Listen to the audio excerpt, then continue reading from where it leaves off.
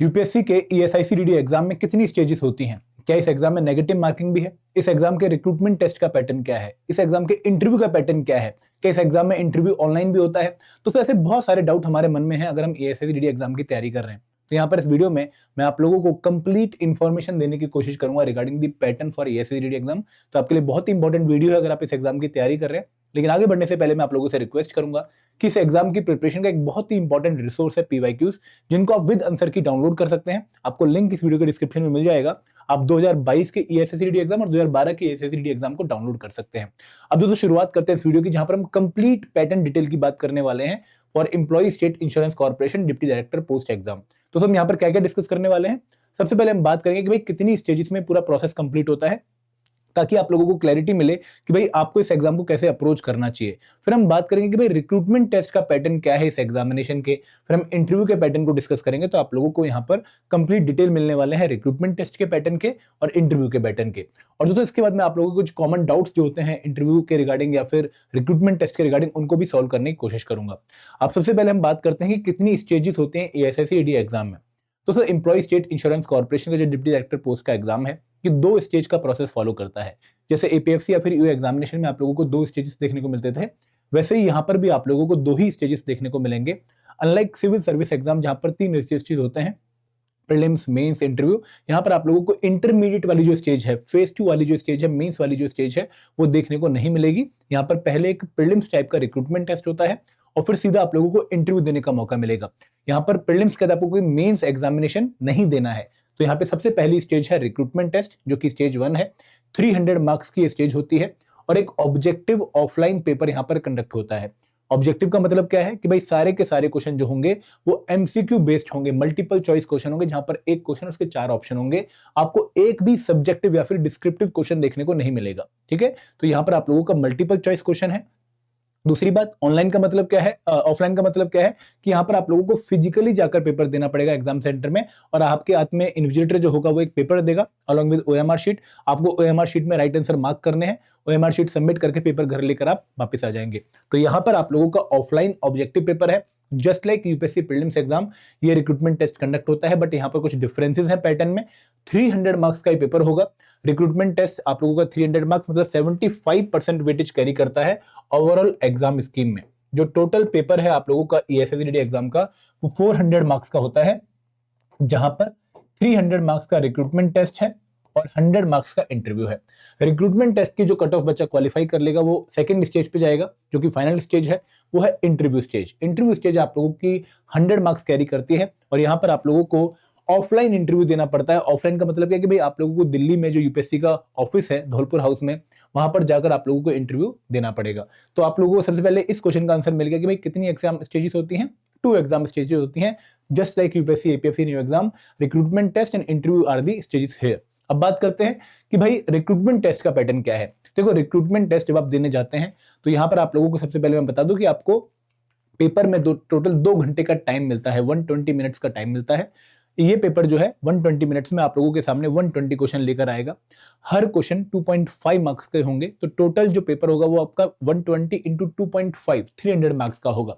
अब दोस्तों यहाँ पे जो 120 क्वेश्चन है इनको 2 पार्ट्स में डिवाइड किया जाता है। अगर मैं 2022 के पैटर्न के हिसाब से बात करूं तो 2 पार्ट कौन कौन से हैं। पहला पार्ट है पार्ट ए जर्नल इंग्लिश का, जहां पर आप लोगों को 20 क्वेश्चन जर्नल इंग्लिश के देखने को मिलेंगे, और इसके बाद होगा एक पार्ट बी जहां पर आप लोगों को 100 question all other components then English वो देखने को मिलेंगे। तो जैसे एचआरएम है, आरटीआई है, या फिर फाइनेंशियल मैनेजमेंट है, अकाउंटेंसी है, ठीक है, पब्लिक एडमिनिस्ट्रेशन है, क्वांट है, तो उनके क्वेश्चन आप लोगों को पार्ट बी में देखने को मिलेंगे। अगर मैं मीडियम ऑफ क्वेश्चंस की बात करूं तो पार्ट ए जहां पर इंग्लिश के जो है क्वेश्चन पूछे जाते हैं, वहां पर सिर्फ और सिर्फ आपको इंग्लिश में ही क्वेश्चन देखने को मिलेंगे, आपको दूसरी भाषा में क्वेश्चंस देखने को नहीं मिलेंगे।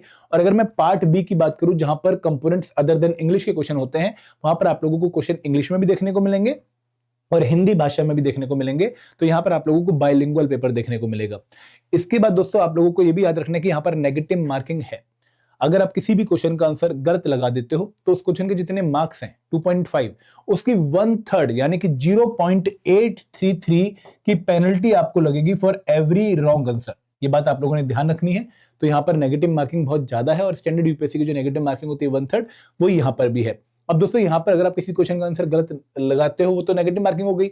अगर आंसर लगाते ही नहीं हो, मतलब ओएमआर शीट में कोई क्वेश्चन के सामने जो ऑप्शन है उनको ब्लैंक छोड़ा दे, तो आपको कोई भी वहां पे पेनल्टी नहीं लगेगी, आपके 0 मार्क्स उस क्वेश्चन के काउंट होंगे। तो ये पैटर्न है फॉर द रिक्रूटमेंट टेस्ट।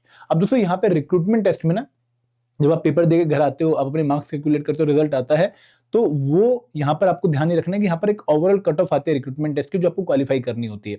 हर बार एक कट ऑफ वेरी करती है। 2012 की कट ऑफ डिफरेंट थी, 2022 की कट ऑफ डिफरेंट थी, और जब वो कट ऑफ बच्चा क्वालिफाई कर लेगा तो वो नेक्स्ट राउंड इंटरव्यू के लिए सिलेक्ट हो जाएगा। यहाँ पर कोई सेक्शनल कट ऑफ या फिर सेक्शनल टाइमिंग का कंसेप्ट नहीं है। वो क्या कंसेप्ट होता है कि आपको किसी पर्टिकुलर कंपोनेंट के क्वेश्चन को सॉल्व करने के लिए गिवन टाइम दिया गया है, ऐसा यहाँ पर नहीं है। आप जितना टाइम चाहें जिस कंपोनेंट के क्वेश्चन में डिवोट कर सकते हैं। आपको कोई भी टाइम की बाउंड्री कंपोनेंट्स के हिसाब से नहीं दी गई है कि भाई आपको पार्ट ए जो है 20 मिनट में सॉल्व करना है, ऐसा कोई रूल यहाँ पर नहीं है। आप जितना टाइम चाहें जिस क्वेश्चन पे भी डिवोट करना, उतना आप डिवोट कर सकते हैं।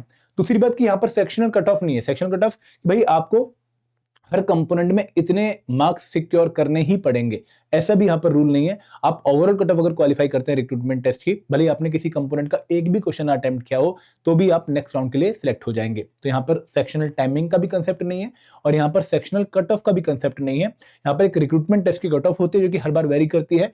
जब बच्चा उस कट ऑफ से ऊपर मार्क्स लेकर आ जाता है रिक्रूटमेंट टेस्ट में, तो वो नेक्स्ट राउंड इंटरव्यू के लिए सिलेक्ट हो जाता है। आई होप आपको रिक्रूटमेंट टेस्ट का पैटर्न एकदम क्लियर हो गया होगा। अब बात करते हैं इंटरव्यू स्टेज की। देखो इंटरव्यू जो है वो 100 मार्क्स का है, और इंटरव्यू अगेन आप हिंदी या फिर इंग्लिश लैंग्वेज में दे सकते हैं। आप अपनी सुटेबिलिटी के हिसाब से अपनी जो लैंग्वेज ऑफ इंटरव्यू है वो चूज कर सकते हैं। बट दोस्तों यहाँ पर आपको regional languages like Malayalam, Kannada, Marathi, Bengali, उनमें इंटरव्यू देने का मौका नहीं मिलेगा। दोस्तों यहाँ पर इंटरव्यू में आप लोगों को कुछ मिनिमम मार्क्स स्कोर करने होते हैं, जो कि रिक्रूटमेंट टेस्ट में ऐसा नहीं था। मिनिमम मार्क्स का मतलब क्या है कि भाई अगर आप एक पर्टिकुलर कैटेगरी से बिलोंग करते हैं, तो उस कैटेगरी के हिसाब से आपको आउट ऑफ 100 ये मार्क्स स्कोर करने ही पड़ेंगे। अगर आप ये मार्क्स स्कोर नहीं करते हैं, तो भले ही आप टॉपर क्यों ना हो रिक्रूटमेंट टेस्ट के, आपकी सिलेक्शन नहीं मानी जाएगी। तो यहाँ पर अगर कोई बच्चा अनरिजर्व कैटेगरी या फिर ईडब्ल्यूएस कैटेगरी से बिलोंग करता है, तो उसको 100 में से 50 या फिर 50 से ऊपर मार्क्स स्कोर करने पड़ेंगे। अगर कोई बच्चा ओबीसी कैटेगरी से बिलोंग करता है, तो उसको 45 या फिर 45 से ऊपर मार्क्स स्कोर करने ही पड़ेंगे। अगर कोई बच्चा शेड्यूल कास्ट, शेड्यूल ट्राइब या फिर person with benchmark disability category से बिलोंग करता है, तो उसको 40 या फिर 40 से ऊपर मार्क्स स्कोर करने ही पड़ेंगे। अगर ये मार्क्स वो स्कोर नहीं करेगा तो उसकी सिलेक्शन नहीं मानी जाएगी। मैं एक एग्जांपल लेके आपको समझाता हूं। फॉर एग्जांपल मैं हूं, ठीक है, मेरा नाम है कुलदीप, और मैं ईएसआईसी का पेपर देने गया। रिक्रूटमेंट टेस्ट में मेरे नंबर थे 240 आउट ऑफ 300, बहुत ही जो है अच्छे नंबर थे। और इंटरव्यू में मैं अनरिजर्व कैटेगरी से बिलोंग करता हूं, और इंटरव्यू में मेरे मार्क्स हैं 49 आउट ऑफ 100, ठीक है। तो मेरा टोटल स्कोर क्या हो गया? मेरा टोटल स्कोर हो गया 289 आउट ऑफ 400, ठीक है। अब जो रिक्रूटमेंट टेस्ट की कट ऑफ गई वो गई फॉर एग्जांपल 250 मार्क्स। तो मेरे जो टोटल मार्क्स हैं वो रिक्रूटमेंट टेस्ट की कट ऑफ से 39 मार्क्स ज्यादा हैं, ठीक है। तो क्या मेरी सिलेक्शन मानी जाएगी क्योंकि मैंने तो फाइनल कट ऑफ क्वालिफाई कर ली है? नहीं दोस्तों, मेरी सिलेक्शन नहीं मानी जाएगी। क्यों नहीं मानी जाएगी? कि भले ही मेरे मार्क्स 250 फाइनल कट ऑफ से ज्यादा क्यों ना हो, बट मेरे ये वाले मार्क्स, इंटरव्यू वाले मार्क्स रिक्वायर्ड मार्क्स से कम है, मिनिमम मार्क्स से कम है, तो इसलिए मेरी सिलेक्शन नहीं मानी जाएगी। तो यहां पर आप लोगों ने इंटरव्यू में मिनिमम मार्क्स का क्राइटेरिया फुलफिल करना है, तभी जाकर आप लोगों को फाइनल सिलेक्शन के बाद, अगर आपकी कट ऑफ ज्यादा है तो आपको सिलेक्शन देखने को मिलेगी। कट ऑफ से मार्क्स अगर आपके ज्यादा है तो आपको सिलेक्शन देखने को मिलेगी। अब दोस्तों जो इंटरव्यूज हैं ये 2 जो है शिफ्ट में होते हैं।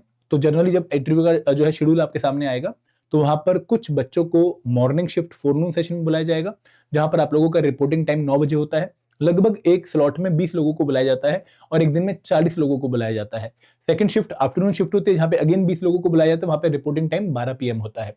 और दोस्तों लोकेशन सिर्फ एक ही ऑल ओवर इंडिया। आप लोगों को UPSC office, Dholpur house, Shahjahan road, Delhi जाके ही इंटरव्यू देना पड़ेगा। तो यहाँ पे उसके बाद आप जब इंटरव्यू के मार्क्स भी स्कोर कर लोगे, तो आपके रिक्रूटमेंट टेस्ट के मार्क्स और इंटरव्यू के मार्क्स जोड़े जाएंगे, और अगर वो मार्क्स, अगर आपके total marks final cut off से ज्यादा हैं, तो आप सिलेक्टेड माने जाएंगे, बशर्ते आप लोगों ने इंटरव्यू में मिनिमम मार्क्स का क्राइटेरिया फुलफिल कर लिया हो। ठीक है, क्लियर है? कोई डाउट आपको नहीं होगा? अगर फिर भी कोई डाउट है तो मैं आप लोगों के कुछ डाउट्स यहाँ पे जो है बच्चे पूछते हैं वो बताना चाहूंगा। पहला डाउट बच्चे ये पूछते हैं कि sir, is the exam conducted in both English and Hindi और इन ओनली इन इंग्लिश? ये डाउट काफी बच्चों का होता है। तो यहाँ पर मैं बता दूं कि जो इंग्लिश के क्वेश्चन होंगे, जो generally part A of the paper में होते हैं, वो सिर्फ इंग्लिश में ही मिलेंगे आपको, वो आपको हिंदी में देखने को नहीं मिलेंगे। लेकिन उसके अलावा जितने भी और कंपोनेंट हैं, like HRM, marketing management, public administration, history, उनके क्वेश्चन आपको हिंदी में भी देखने को मिलेंगे और इंग्लिश में भी देखने को मिलेंगे। Is there sectional timing in the exam? जैसा मैंने आपको बहुत क्लियरली बोला कि यहाँ पर कोई सेक्शनल टाइमिंग नहीं होती। आपको पूरा पेपर को सॉल्व करने के लिए 120 मिनट का समय दिया गया है। आप जिस क्वेश्चन में चाहें जितना टाइम डिवोट करना उतना आप कर सकते हैं। आप जिस कंपोनेंट में जितना टाइम डिवोट करना चाहते हैं आप डिवोट कर सकते हैं। Is there sectional cut off in the exam? नहीं, कोई सेक्शनल कट ऑफ नहीं है। आप चाहें तो एक कंपोनेंट को पूरा छोड़ के भी आ सकते हैं और किसी कंपोनेंट के सारे क्वेश्चन भी करके आ सकते हैं। तो यहाँ पर हर कंपोनेंट में आपको मिनिमम मार्क्स स्कोर करना है, ऐसा कोई रूल यहाँ पर नहीं दिया गया है। Is there negative marking in the exam? Yes, there is negative marking in the exam. अगर आप रिक्रूटमेंट टेस्ट के किसी भी क्वेश्चन का आंसर गलत मार्क कर देते हो तो उस क्वेश्चन के जितने मार्क्स हैं 2.5, उसकी 1/3 नेगेटिव मार्किंग आप लोगों को देखने को मिलेगी।